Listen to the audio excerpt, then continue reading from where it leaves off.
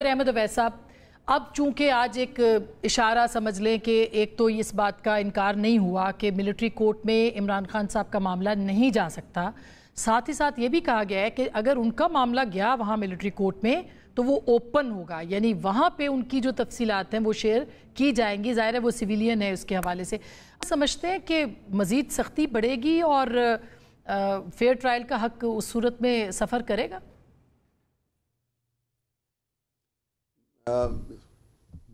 Question یہ ہے کہ یہ تو بعید القیاس ہے کہ اگر میں یہ کہوں کہ سختی نہیں بڑھے گی، جو آپ پچھلے 2-2.5 سال سے جس انداز میں معاملات چل رہے ہیں اور ہر چیز جو ہے وہ کنورج کی ہوئی ہے انہوں نے عمران خان کے اوپر، تو اس لحاظ سے اس کو سامنے رکھیں تو وہ ایک ہی چیز بڑی کنسسٹنٹلی چلی آ رہی ہے، اور وہ یہ ہے کہ سختی بڑھائی جا رہی ہے، گھٹائی نہیں جا رہی۔ وہ چاہ رہے ہیں کسی طرح سے نرو بریک ہو جائیں، یہ ان کی نرو شیٹر ہو جائیں گی تو معاملات شاید اور طرف چل پڑیں، شاید یہ بھی شہباز شریف اور نواز شریف کی طرح ایک سپائن لیس ایٹیچیوڈ جو ہے کہ پاؤں پکڑیں، معافی مانگیں، پرویز مشرف سے 10 سال کے لیے ملک چھوڑ کے باہر چلے جائیں اور کہیں کہ ہم سیاست میں حصہ نہیں لیں گے، تو یہ بھی شاید اس سچویشن میں ان کو ڈالا جائے۔ تو یہ بہت ساری، اس لیے میں یہ نہیں سمجھتا کہ یہ جو ان کی یہ سختی ہے اس میں کوئی کمی آئے گی، وہ حربہ کریں گے جس سے سختی کی بڑھنے کے امکانات ہوں، گھٹانے کے نہیں ہوں گے، وہ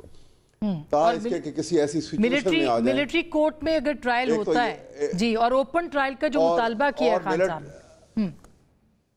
اب سوال یہ ہے کہ ملٹری کورٹ میں ٹرائل اگر ان کا ہوتا ہے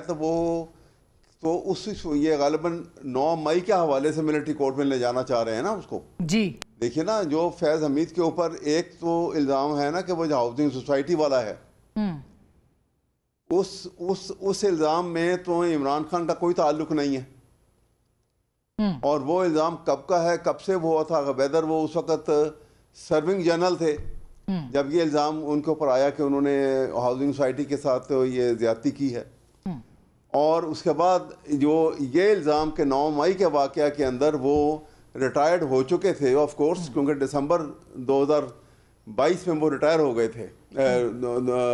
ہاں 22 جی ہاں، بالکل بالکل، تو وہ ریٹائر ہو گئے تھے۔ تو اس وجہ سے اب کوسچن ہے کہ ایز اے ریٹائرڈ جنرل کیا وہ کسی کو مشورہ دے سکتے ہیں، کسی کو نہیں دے سکتے ہیں، اور کس نوعیت کا اس کو کانسپریسی کیس بنا کے اس کو انوالو کریں گے۔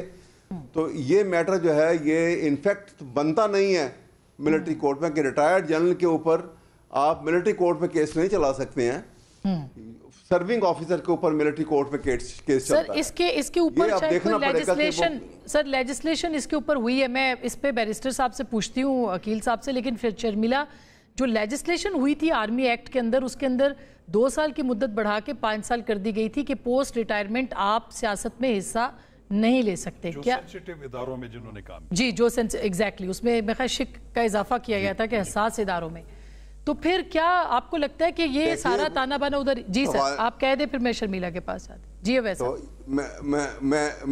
میں عرض یہ کر رہا ہوں کہ اگر اب وہ لینگویج دیکھنی ہوگی کہ جو وہ امینڈمنٹ ہوئی ہے نا، کیونکہ کانسٹیٹیوشن کے اندر جو ہے وہ 2 سال کا بار جو ہے نا وہ کسی پبلک آفس کو ہولڈ نہیں کر سکتے۔ جی اس میں کچھ اور امینڈمنٹس بھی ہوئی تھی، ہاں جو لیٹسٹ ہوئی تھی 2023 میں، وہ اس میں ہے سر۔